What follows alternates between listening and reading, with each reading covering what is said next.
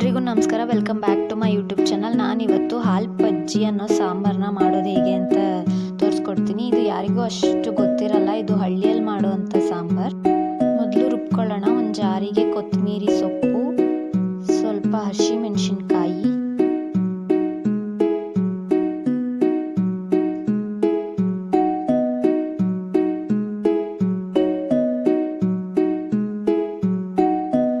ಈಗ ಬೆಳ್ಳುಳ್ಳಿ, ಸ್ವಲ್ಪ ಈರುಳ್ಳಿ, ಮತ್ತೆ ಮುಂಚೆನೆ ಸ್ವಲ್ಪ ಅಕ್ಕಿನ ನೆನೆಸಿಟ್ಕೊಂಡಿದ್ದೆ, ಅದನ್ನು ಹಾಕೋಣ.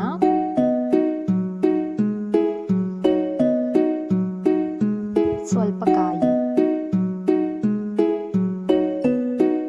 ಈ ಇಂಗ್ರೀಡಿಯೆಂಟ್ಸ್ನೆಲ್ಲ ಹಾಕಿ ರುಬ್ಕೊಂಡು ಇಟ್ಕೊಂಡಿರಿ.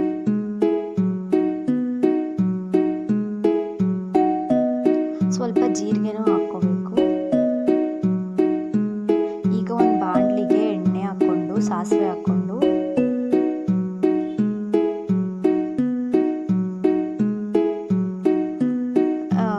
ಬೆಳ್ಳುಳ್ಳಿನ ಜಜ್ಜಿ ಇಟ್ಕೊಂಡಿದ್ದೆ, ಅದನ್ನ ಹಾಕೊಳ್ತೀನಿ. ಮತ್ತೆ ಕರಿಬೇವಿನ ಸೊಪ್ಪು.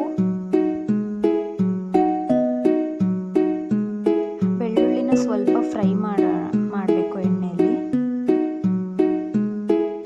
ಇವಾಗ ನಾವು ರುಬ್ಬಿಟ್ಕೊಂಡಿರೋ ಅಂಥ ಮಸಾಲಾನ ಒಗ್ಗರಣೆಗೆ ಹಾಕಿ ಸ್ವಲ್ಪ ಹಸಿ ವಾಸನೆ ಹೋಗುವವರೆಗೂ ಅದನ್ನು ಫ್ರೈ ಮಾಡಬೇಕು.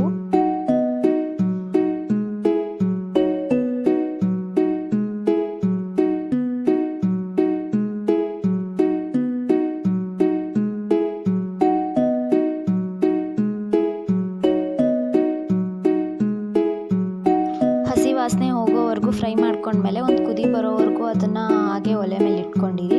ಒಂದು ಕುದಿ ಬಂದಾದಮೇಲೆ ನಿಮಗೆ ಎಷ್ಟು ನೀರು ಬೇಕೋ ಅಷ್ಟು ನೀರನ್ನ ಹಾಕ್ಕೊಳ್ಳಿ.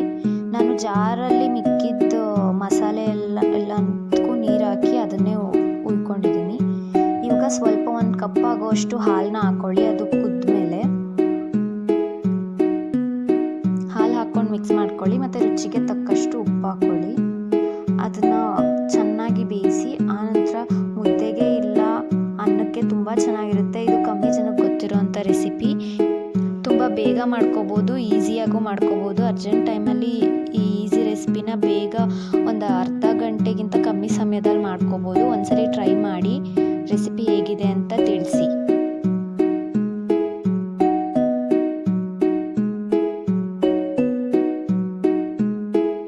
ಥ್ಯಾಂಕ್ ಯು ಈ ವಿಡಿಯೋನ ನೋಡಿದ್ದಕ್ಕೆ. ಈ ರೆಸಿಪಿ ನಿಮ್ಗೆ ಇಷ್ಟ ಆಗಿದ್ರೆ ಲೈಕ್, ಶೇರ್, ಕಮೆಂಟ್ ಮಾಡಿ, ಸಬ್ಸ್ಕ್ರೈಬ್